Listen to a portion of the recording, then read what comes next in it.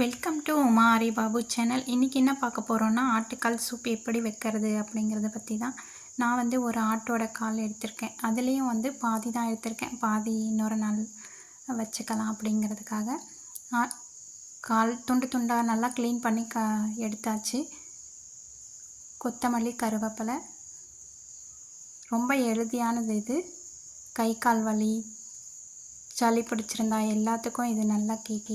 குடிக்கிறதால எலும்புங்களுக்கு ரொம்ப நல்லது. நெஞ்சு சளி இருந்தாலும் அதை கரைக்கும் இதில் இருக்கிற பொருள் சேர்க்கறதால.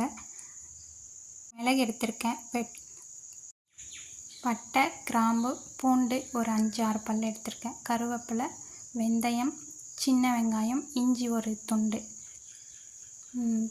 பெருஞ்சீரகம், சோம்பு சொல்லுவாங்க, தக்காளி ஒரு சின்ன தக்காளி, குட்டியோண்டு தக்காளி. அவ்வளோதான். நான் எல்லாமே அப்படியே போட போகிறேன் சட்டிக்குள்ளே. நீங்கள் வந்து கொஞ்சம் நசுக்கி போட்டுக்கோங்க, அப்போ தான் நல்லா இது பண்ணும் குக்கரில் போடும்போது. நான் சட்டியில் போடுறதுனால அது நல்லா குழஞ்சி வெந்துடும்.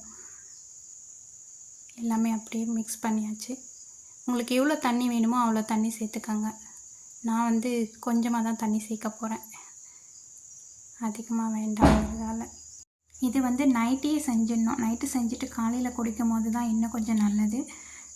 நான் வந்து நைட்டு தான் செஞ்சேன். நல்லா 1 மணி நேரத்துக்கு மேலே நல்லா கொதிக்கணும். உப்பு, மஞ்சத்தூள் கொஞ்சம் சேர்த்துக்கலாம், தேவைக்கு தகுந்த மாதிரி போட்டுக்கோங்க உப்பு. நல்லா கொதிக்கணும், அதோட சாரம் ஃபுல்லாக நல்லா இறங்கணும் அந்த சூப்பில். பாருங்கள், இப்போ லைட்டாக கொஞ்சோண்டு தான் வெந்திருக்கு, கொஞ்சமாக.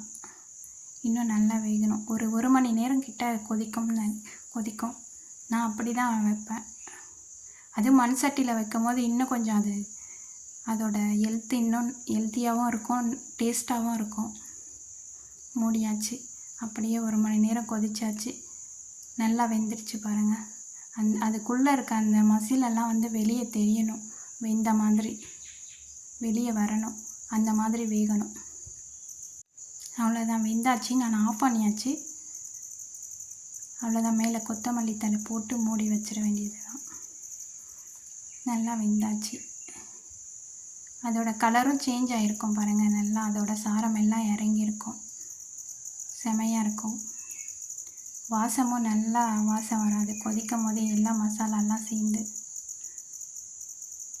செரிமான பிரச்சனையை சரி செய்யும் இது குடிக்கும் போது. பார்த்திங்கன்னா இதில் இருக்கிற அந்த எல்லாவோட மசாலாவும் சேர்ந்து ரொம்ப ரொம்ப நல்லது உடம்புக்கு குடிக்கும் போது. அவ்வளோதான், கொத்தமல்லி தழை போட்டாச்சு. நான் அவ்வளோதான், மூடி வச்சிட்டேன். காலையில் தான் இதோட சாரம் எல்லாம் இறங்கி செமையாக இருக்கும். காலையில் குடிக்கும் போது டேஸ்ட்டாக இருக்கும். நீங்களும் இதே மாதிரி செஞ்சு பாருங்கள், எப்படி இருக்குன்னு சொல்லுங்கள். வீடியோ பிடிச்சிருந்தா லைக் பண்ணுங்கள், கமெண்ட் பண்ணுங்கள்.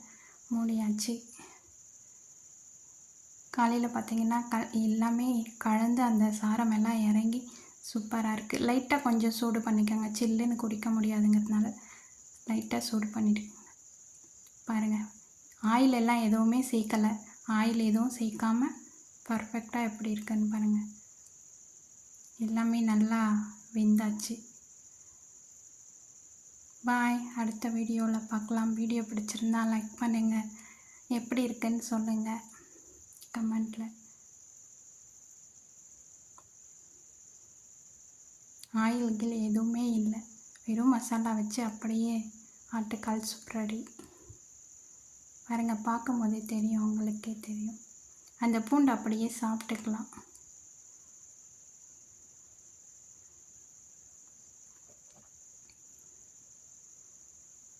நீங்களும் செஞ்சு பார்த்துட்டு சொல்லுங்கள் எப்படி இருக்குன்னு.